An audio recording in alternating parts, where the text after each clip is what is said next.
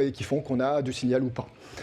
On a aussi de la dispersion, toujours la même chose, comme il y a un petit peu de milieu interstellaire, et ben les différentes fréquences ne vont pas aller à la même vitesse, ce qui fait que les différentes fréquences ne vont pas arriver exactement en même temps, même si elles sont émises en même temps. Donc il faut corriger de cette dispersion, je vous montrerai juste après. On peut aussi avoir polarisation, ce qui fait qu'avant, quand on avait une source polarisée rectiliquement, on pouvait être, voilà, si on ne regardait pas dans le bon sens, on ne voyait rien. Donc par exemple, le pulsar du crabe, il est polarisé un petit peu rectiliquement. Ça, c'est un exemple de post-traitement que m'a donné Rémi. On voit, alors il faut le deviner, hein, le rapport signal sur bruit n'est pas... alors, quand on le représente comme ça, le rapport signal sur bruit n'est pas énorme. On voit, voilà, on devine. Alors, c'est sur 2 périodes, là. Le binning, le maillage se fait sur 2 périodes et on devine les pulses ici. Et si on fait la moyenne de tout, on arrive quand même à monter bien au-dessus du bruit. Ça, c'est un autre exemple de pulsar. Une petite anecdote au passage. Je ne sais pas si vous connaissez sans doute l'histoire de la plaque de Pioneer. Je crois qu'elle a été mise aussi dans les sondes Voyager.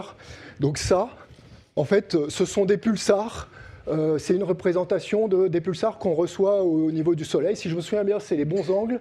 Et il y a la période des pulsars qui est encodée. Ce qui fait que si jamais des aliens tombaient sur cette plaque, eh ben, ils auraient l'adresse du système solaire. Je ne sais pas si c'est une bonne idée, mais bon, à vous de vous imaginer. Et donc, dans les 14 pulsars qui sont sur cette plaque, Rémi nous en a dégoté 3. Les 3 en vert.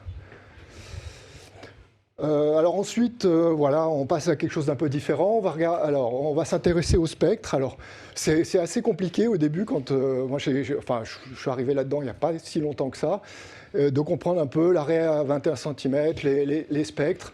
Alors, grosso modo, dans la nature, dans l'astronomie, en radio, on a un certain nombre de spectres, on dit continus, donc sur une large bande, là en l'occurrence même une bande infinie, qui, entre guillemets, change pas très vite en fréquence.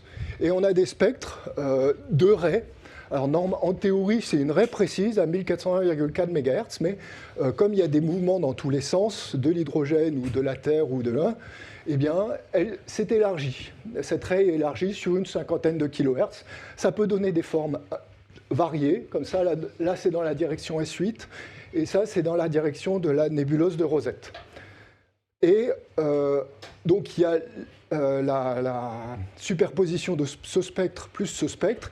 Et après, il y a une sorte de... Voilà, il y a une convolution avec la forme du filtre, de filtre anti-aliasing et de filtre de la chaîne, de plein de filtres que je ne maîtrise absolument pas. Et on finit par avoir donc une convolution avec ce truc-là, ce qui est qui déforme horriblement le signal. Donc, il faut se débrouiller avec. Il y a un certain nombre de...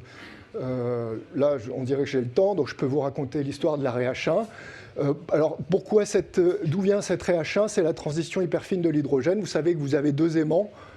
Alors non, vous avez 2 spins, le spin de l'électron et le spin du proton. Qui dit spin en mécanique quantique dit moment magnétique aussi. Et ces moments magnétiques, quand vous avez 2 aimants, vous savez qu'ils ne tiennent pas en parallèle. À un moment, ils vont retomber dans un état d'énergie moindre, tête bêche. Donc si jamais vous avez le spin de l'électron et le spin du proton parallèles, ils vont finir par émettre un photon et retomber dans le fondamental. À l'opposé, si jamais il y a un photon qui se balade à la bonne fréquence, il peut remonter et dans le milieu interstellaire, il y a ces 2 niveaux qui sont alors plus ou moins en équilibre, voilà, et qui fournissent notre rayonnement. Surtout dans la Voie lactée, si je me souviens bien, dans les bras, vous avez à peu près 1 atome d'hydrogène par centimètre cube. Donc ça ne fait pas beaucoup, mais c'est des quantités astronomiques en raison des distances. Donc, alors, typiquement, pour ces observations, on s'intéresse surtout à la raie H1, donc on ne s'inquiète plus du spectre continu, qu'on appelle la ligne de base et qu'on va chercher à enlever, à nettoyer. Ce qu'on va chercher aussi à nettoyer, c'est évidemment les caractéristiques de l'appareil, donc virer la forme du filtre du SDR et ne garder plus que la raie H1 elle-même. Il faut aussi faire un lissage parce que vous allez voir, on a des parasites épouvantables à la Villette. Et j'avais trouvé sur Internet deux combinaisons de signaux intéressants qui s'appelaient in-band et out-of-band que je vais vous présenter et qui sont très intéressants pour nettoyer, pour enlever la forme du filtre du SDR. Et alors souvent je finis avec une petite régression polynomiale pour finir d'aplatir les bords. Alors c'est un exemple, ici vous avez donc le filtre anti-aliasing du SDR principalement et notre petit signal H1 qui est perdu en plein milieu du signal du SDR. Et alors là, en l'occurrence, j'ai nettoyé juste avec une régression polynomiale, j'ai redressé les bords et on obtient ça. Alors quand on fait juste ça, on a un truc qui est assez pénible. Si les spécialistes de SDR pouvaient m'aider, ça serait sympa. On a, vous voyez, des espèces d'oscillations. Alors, qu'on a réussi à enlever avec les in-band et out-of-band, mais j'aimerais bien d'autres moyens éventuellement de les enlever à l'occasion. Donc, voilà ce qui se passe si jamais on ne filtre pas. On a ces horreurs, donc des parasites qui sont plus gros que le signal eux-mêmes. Et bon, c'est pas facile. Alors, on a une chance, c'est qu'ils sont sous forme de raies discrètes souvent. Donc, c'est plutôt facile à enlever avec un filtre médian, mais bon, c'est quand même un peu pénible. Alors, là, vous avez vu, c'est deux observations à peu près au même moment de la journée, mais à des instants quand même différents, du même jour, et vous avez presque les mêmes parasites. Par contre, d'une journée sur l'autre, ils peuvent changer d'emplacement. Donc, voilà, je n'ai pas 15 méthodes pour les enlever et les nettoyer, et c'est un petit peu un boulot pénible. Alors, vous avez deux combinaisons qui nous permettent de redresser donc, le filtre du SDR. Vous avez la méthode out of band, vous recevez donc, vous avez votre observation avec l'arrêt H1 qui se trouve là, et vous pouvez regarder alors dans la même direction, hein, pas comme c'est marqué là, mais à une autre fréquence, là où vous n'avez plus de H1. Du coup, vous avez alors, un spectre continu normal qui ne bouge pas trop, plus le fil du SDR, et vous enlevez les deux et vous pouvez aplatir les bords autour de l'arrêt H1. Vous avez aussi la deuxième méthode qui est in-band. Alors, je vais le faire très vite, mais vous observez cette fois-ci deux fois le signal. Une fois où vous le mettez à droite dans la bande de votre SDR et une fois à gauche. Et après, vous soustrayez les deux et vous obtenez cette image où vous voyez que, comme il y a eu la soustraction, eh ben, il y a un signal en plus, un signal en moins et les bords sont redressés, sont aplatis. Donc c'est sympa. Vous faites la même chose mais B-A et vous moyennez les centres. Ils sont bien indépendants et du coup vous avez à nouveau un effet de moyenne, ce qui est sympa, ce qui est toujours sympa à voir pour le rapport signal sur bruit. Et donc ça donne des profils relativement léchés, par exemple ceux-là. Alors ça c'est une comparaison, alors que je me souvienne, voilà, le F4KLO c'est en rouge et un observatoire professionnel, le lab, est présenté en noir, donc toujours avec nos deux objets S8 et Rosetta. Alors, on remarque quand même qu'ils sont décalés. Alors, pourquoi? Parce que c'est normal. Au cours de la rotation de la Terre sur son orbite, il y a la vitesse tangentielle dans la direction de l'objet qui va nous faire un Doppler. Donc, il faut corriger ce Doppler. Alors, comment on fait? Ça peut pas, voilà, une observation ne peut pas dépendre de l'objet qu'on regarde, donc il faut s'en abstraire. Donc les astronomes ont décidé de se représenter par rapport à un référentiel qui serait attaché au centre galactique. Donc du coup, ça veut dire qu'il va falloir corriger le terme galactique de l'orbite du Soleil autour de la Voie lactée. Ça donne un peu le tournis. Le terme annuel de l'orbite de la Terre autour du Soleil et le terme diurne de la rotation de la Terre sur elle-même. Alors le dernier, il n'est pas très gros, donc d'habitude je me mets au méridien et je ne le fais pas, donc ça ne compte pas beaucoup. Au final, on obtient ça. Donc ça colle beaucoup mieux aux observations fournies par les grands observatoires. Un exemple d'éclipse de soleil. Alors en noir, on a F4KLO. En rouge, j'ai fait un fit parce que ça permet d'avoir un certain nombre de quantifier un certain nombre de paramètres, voir le décalage, etc. Vérifier à peu près par rapport au taux d'occultation qu'on a eu. Et en vert, j'ai fait une modélisation optique parce que je ne sais pas encore faire les électromagnétiques, tout simplement. Donc ça, c'est un exemple, mais ce qu'on voit, c'est qu'on a des fluctuations massives. Donc ça, c'est un problème. Si on regarde une autre une autre éclipse de soleil, vous voyez encore que vous avez des fluctuations assez massives, et je ne sais pas tout à fait pourquoi. Juste avant, là, il y a un deuxième signal en superposition. C'est un signal en suivi juste avant l'éclipse. On voit que voilà, quand on regarde le soleil, on a quand même des fluctuations assez grandes. Il semblerait que ce soit, alors c'est d'après F1EHN, donc j'essaye de vérifier. Voilà, a priori c'est le soleil, c'est les taches solaires qui émettent en permanence un certain bruit.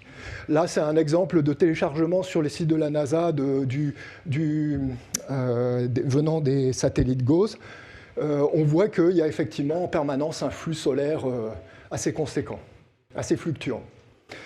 Donc là, je vais vous passer les autres quelques slides pour essayer de respecter les temps.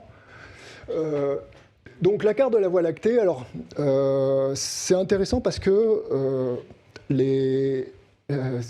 c'est au niveau pardon. On se remet. Donc l'observation de la H1, pourquoi elle a été importante à l'origine? C'est parce qu'à l'origine, elle a permis de découvrir quelles étaient les masses importantes de matière dans la Voie lactée. Parce qu'il y a, au niveau des bras de la Voie lactée, il y a beaucoup justement de H1, et donc c'est ce signal qu'on va recevoir. Alors, c'est une galaxie, on est dans une galaxie spirale barrée, donc on a aussi une barre au centre qui nous empêche de voir derrière, ce qu'on appelle la zona galactica incognita. Je trouve que le nom est poétique. Et on a un certain nombre de bras. Nous, on est dans le bras d'Orion, dans le petit bras d'Orion, ici, à cet endroit-là. Et alors, par exemple, quand on regarde dans une direction, ici, on devrait normalement voir une émission H1 au niveau de ce bras-là et au niveau du bras externe. On doit donc observer quelque chose comme ça. Alors ça, c'est de la modélisation, hein. C'est pour faire joujou, mais je pense que les ratios sont à peu près respectés. Et donc, on doit voir, là, ici, le bras de Perséus, qui est celui-là, et le bras externe. Alors donc ça c'est une vraie observation cette fois-ci, enfin beaucoup de vraies observations, ça m'a duré à peu près 2 mois et 66, alors si je me souviens bien 66 observations par bout, et ça c'est une zone aveugle du radiotélescope à cause, alors il y a plusieurs causes, mais bon voilà, c'est une zone aveugle parce qu'on peut pas, voilà, vous vous souvenez du domaine, on ne pouvait pas voir tout le ciel. Alors, j'ai observé donc à plusieurs endroits, à plusieurs longitudes galactiques, et toujours à la latitude galactique 0. Donc, si vous vous souvenez sur la carte du ciel, c'était justement sur la ligne représentant la Voie lactée. Et donc, la longitude, elle est en abscisse, et en ordonnée, vous avez la vitesse Doppler, c'est un peu toujours comme ça, ou alors moins le delta de fréquence par rapport à l'arrêt H1. Et vous devinez comme ça, justement, les masses des bras galactiques avec du H1. Alors, ça, c'est une sorte de petite épée que je me suis amusé à faire récemment. Donc, j'ai repris, c'était sur l'année 2026, si je me souviens bien, j'ai repris un certain nombre d'observations qui avaient été faites. Je vous les mets ici, au cours de l'année. Et on voit nettement que, alors, en noir, c'était la référence lab, donc elle ne bouge pas. Et en rouge, c'était F4 Caillo. De toute façon, on le voit aux fluctuations. Hein, on n'est quand même pas aussi bon que les grands observatoires. Et vous voyez qu'il bouge. Le rouge bouge par rapport à la courbe noire. Et donc, ça, c'est tout simplement quand la Terre elle fait le tour du Soleil. Alors, la vitesse de la Terre, de nous... la vitesse tangentielle par rapport à... Alors, c'était l'étoile DA 431. Eh bien, la vitesse tangentielle varie au cours de l'année. Parce que si vous vous souvenez, le Doppler, c'est la vitesse tangentielle. Donc, du coup, ça fait un cosinus. Et le cosinus... Et bien voilà, si vous représentez le décalage en fréquence, et ben sur une année, vous avez cette magnifique courbe. Donc c'est assez facile à fitter, il n'y a pas de problème. Pas de problème jusqu'à ce qu'on ait le résultat. Je ne sais pas pourquoi, il va falloir rajouter 3 jours dans les calendriers, sans doute. Ça va être un peu embêtant. Avec la mesure... Bon, alors la précision n'est pas optimale, hein, mais on n'est pas... j'ai sans doute fait une petite erreur quelque part. Donc ça nous donne la période. Après, avec Kepler, on peut trouver le demi-grand axe. Et en fait, je voulais trouver un moyen d'estimer les paramètres de l'orbite terrestre avec un moyen radioastronomique. Donc là, j'ai déjà le demi-grand axe. Éventuellement, je pourrais éventuellement avoir l'excentricité, mais elle est très très faible, donc ça ne va pas être facile à mesurer. Et après, je me suis dit, si je regarde, donc là c'était DA 431, si je regarde d'autres directions dans le ciel,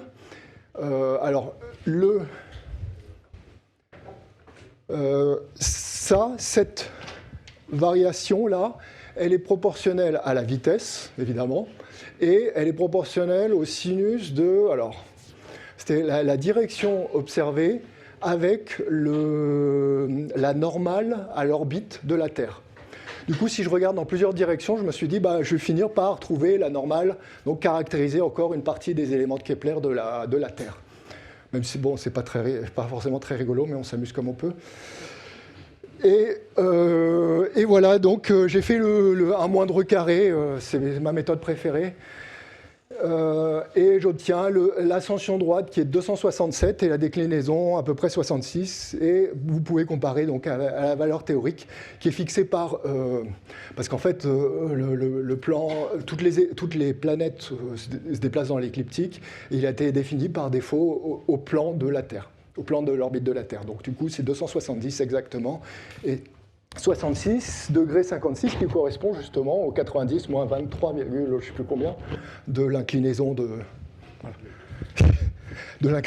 l'axe de la Terre. Voilà. Donc le F4KLO, c'est une équipe. Donc on fait radioastronomie, un peu radioamateurisme évidemment avec le ME. Des satellites, on espère un jour faire des sondes, ça serait un peu mon grand rêve. Je vois que... Et puis, voilà. Un petit peu avec l'aide de l'Electrolab aussi, une fois, ils nous ont réparé, on a récupéré notre motorisation 2 axes et on leur doit une gratitude éternelle.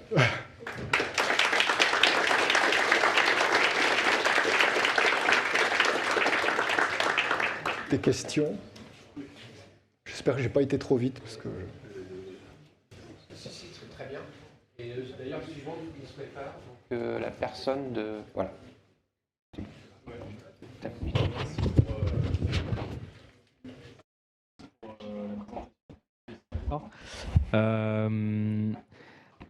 À quel point il est facile de détecter des pulsars si, disons, je décide de fabriquer mon propre radiotélescope ?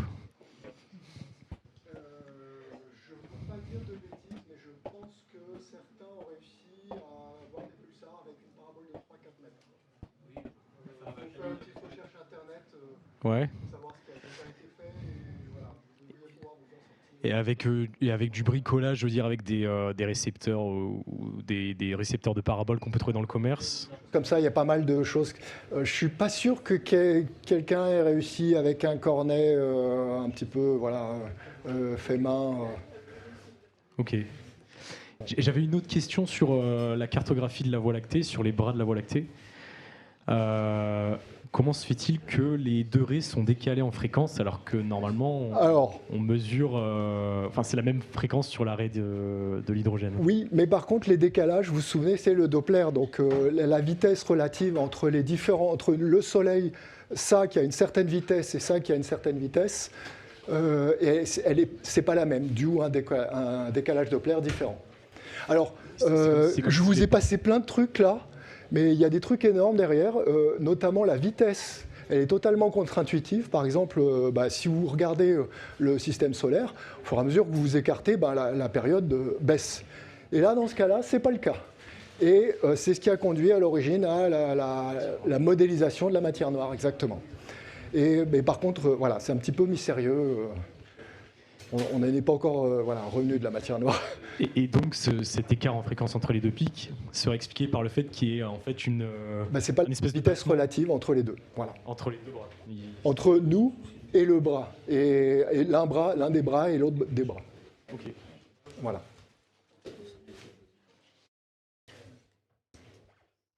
les modèles, si vous voulez, ça traîne partout sur Internet. Les calculs ne sont pas hyper durs à faire. Oui, pour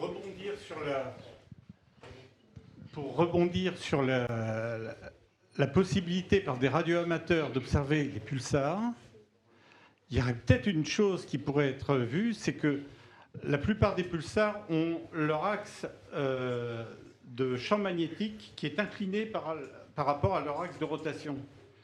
Ce qui veut dire qu'il y a une émission radio extrêmement puissante qui est rayonnée en ondes radio à une fréquence de l'ordre du kilohertz. Manque de bol, entre le pulsar et nous, il y a le milieu interstellaire qui coupe en fréquence aux alentours de 4 kHz à peu près.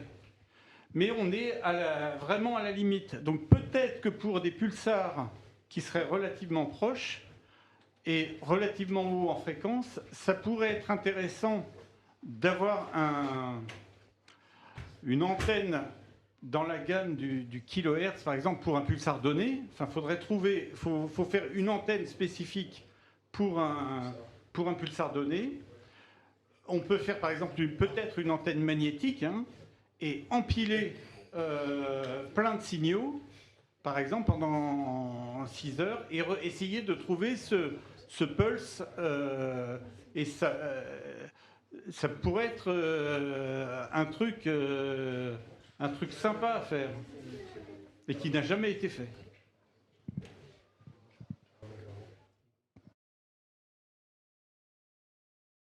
Alors c'est toujours plus dur, quand on ne connaît pas la période, en tout cas, de la trouver dans du bruit. Enfin, nous, on n'a pas ce problème-là, on va regarder dans des tables, et après, on n'a plus qu'à faire nos moyennes, et c'est pas très difficile, c'est pas forcément hyper difficile. Merci.